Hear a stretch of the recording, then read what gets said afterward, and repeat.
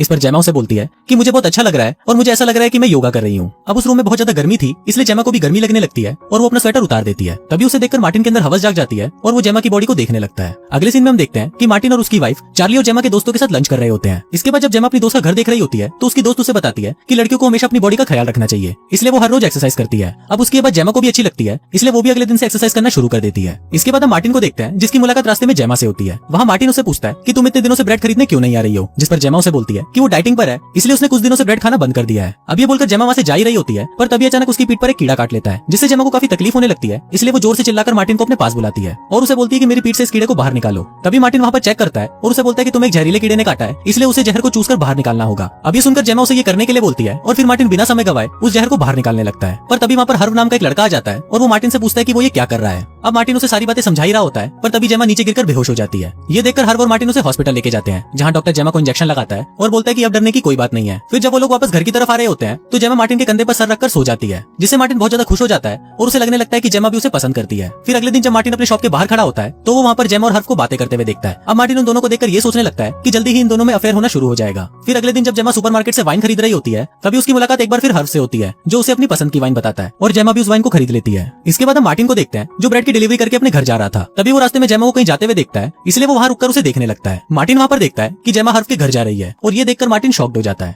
पर फिर वो सोचता है कि शायद जेमा हर्व के साथ वाइन पीने आई होगी। पर उसकी ये सोच गलत होती है, क्योंकि उसी रात जब वो जेमा के घर पर डिनर करने के लिए आता है तो वो वहाँ पर जेमा के गले पर लव बाइट देखता है, जिसको देखकर वो समझ जाता है कि आज हर्व ने जरूर जेमा को घोड़ी बनाया होगा। अब ये देखकर मार्टिन सैड हो जाता है, क्योंकि वो खुद भी जेमा को कब से घोड़ी बनाने के बारे में सोच रहा था। फिर अगले दिन मार्टिन हर्व को देखता है जो बहुत ही ज्यादा टेंशन में होता है। ये देखकर मार्टिन उसके पास आता है और उसे पूछता है कि क्या बात है। इस पर हर्व उसे बताता है कि वो पढ़ाई पर बिल्कुल भी ध्यान नहीं दे पा रहा। इस पर मार्टिन उसे बोलता है कि उसे अपनी गर्लफ्रेंड को यहाँ पर बुला लेना चाहिए, क्योंकि वो उसकी पढ़ाई में मदद कर सकती है। अब इसके कुछ देर बाद मार्टिन जेमा को कहीं जाते हुए देखता है और थोड़ी देर बाद हम देखते हैं कि जेमा हर्व के साथ उसके घर पर पलंग तोड़ घपाघप कर रही है और इसी से ये बात भी साबित हो जाती है कि जेमा का हर्व के साथ सचमुच अफेयर चल रहा है। अब ऐसे ही कुछ दिन और बीत जाते हैं और इन दिनों मार्टिन सिर्फ जेमा के बारे में ही सोच रहा होता है। फिर एक दिन जेमा बहुत खुश होकर मार्टिन की बेकरी पर आती है और उसे बताती है कि चार्ली कुछ दिनों के लिए शहर से बाहर जा रहा है। फिर वो वहाँ से कुछ ब्रेड खरीदती है, पर जाते वक्त वो ब्रेड का एक टुकड़ा वहीं पर ही भूल जाती है। इसके बाद मार्टिन उस ब्रेड को जेमा के घर पर देने के लिए जाता है, पर तभी उसे वहाँ पर कुछ आवाजें सुनाई देती है, जिसको सुनकर वो वहीं पर ही छुप जाता है। फिर वो चुपके से खिड़की से देखता है कि वहाँ पर जेमा और हर्व साथ में घपाघप कर रहे हैं और घपाघप के बाद जेमा हर्व को आई लव यू बोलती है, जिसको सुनकर मार्टिन को बहुत ही ज्यादा गुस्सा आ जाता है। अगले दिन जेमा फिर से हर्व के घर पर घपाघप करने आती है और घपाघप करते वक्त उसे गलती से हर्व की मॉम की कीमती मूर्ति टूट जाती है, जिस पर जेमा उसे बोलती है कि वो उसे अपने हस्बैंड से ठीक करवा देगी। इसके बाद वहाँ से जाने से पहले जेमा हर्व को बोलती है कि हम दोनों को भागकर लंदन चले जाना चाहिए, जिस पर हर्व भी इसके लिए राजी हो जाता है। अगले सीन में हम देखते हैं कि जेमा को एक लेटर मिलता है, जिसको पढ़ने के बाद वो हर्व से मिलने उसके घर की तरफ निकल जाती है। वहीं हर्व की मॉम भी घर वापस आ जाती है और जब उन्हें वहाँ पर उसकी मूर्ति नहीं मिलती तो हर्व उन्हें बताता है कि उस मूर्ति पर स्क्रैच आ गए थे,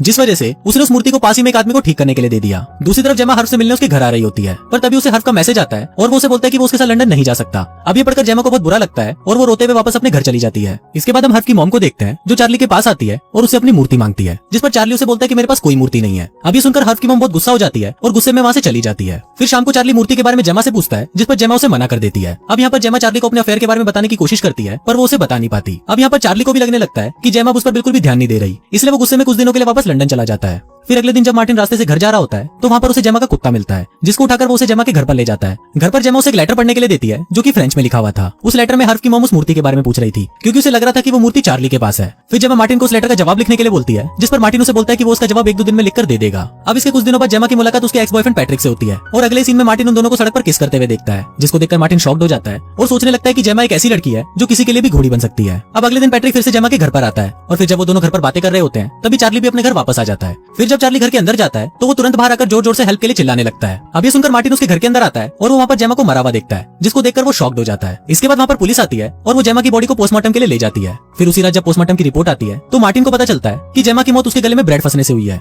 फिर ये बात मार्टिन अगले दिन फ्यूनरल में चार्ली को बताता है, जिस पर चार्ली उसे बोलता है कि जेमा की मौत उसी की वजह से हुई है, क्योंकि जब वो घर गया तो उसने पैट्रिक को जेमा को घोड़ी बनाते हुए देखा, जिसको देखकर उसे लगा कि वो जेमा के साथ जबरदस्ती कर रहा है, इसलिए वो उसके साथ लड़ने लगा। तभी पैट्रिक भी वहाँ पर आता है और उन्हें बताता है कि जब जेमा ब्रेड खा रही थी तभी वो पीछे से आकर उसे किस करने लगा, जिस वजह से उसके गले में ब्रेड फंस गई। और फिर जब उसको निकालने की कोशिश कर रहा था तभी चार्ली वहाँ पर आ गया और गलतफहमी की वजह से दोनों में लड़ाई हो गई। अब वो दोनों लड़ाई में इतने ज्यादा चूतिए हो गए कि उन्हें जेमा का ध्यान ही नहीं रहा और जेमा की दम घुटने से मौत हो गई। अब यहाँ पर फ्लैशबैक खत्म हो जाता है और फिर हम वहाँ पर मार्टिन के बेटे को देखते हैं जो मार्टिन को बताता है कि हमारे पास में एक रशियन कपल रहने के लिए आया है। अब ये सुनकर मार्टिन तुरंत उनसे मिलने जाता है और कुछ इसी तरह से ये फिल्म यहीं खत्म हो जाती है।